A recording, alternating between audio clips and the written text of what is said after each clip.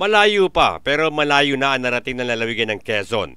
Ito ang naging bungad ni Governor Dr. Helen Tan sa kanyang ulat sa lalawigan 2024. Una nang binigyan diin ni Governor Tan ay ang kanyang mga programa sa pangkalusugan o pagpapalakas ng health system sa lalawigan. Tuloy-tuloy ang ating pagkilos tungo sa ating adhikaing maging isang maunlad at malusog na lalawigan ng Quezon bilang nangungunang destinasyong pang-agriturismo sa rehiyon sa taong 2030 na iniangat ng maaasahang serbisyo para sa lahat, mahusay na pamunuan at makapangyarihang mamamayan. Sa pagtugon natin sa panawagan ng isang maunlad at malusog na probinsya, ating isinaalang-alang ang mga ordinaryong mamamayan. Pinag-aralan natin ang kanilang kalagayan at inalam ang kanilang pangangailangan.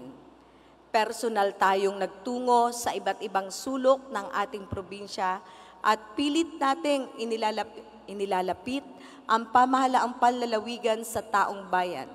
Patunay na ang ating administrasyon ay para sa mga tao, ng mga tao at mula sa tao.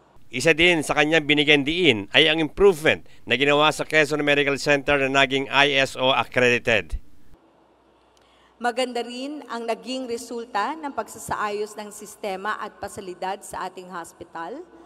Kaugnay nito, matagumpay na naipasa ng QPHN-QMC sa pamumuno ni Dr. Jeff Villanueva, ang International Organization for Standardization Accreditation.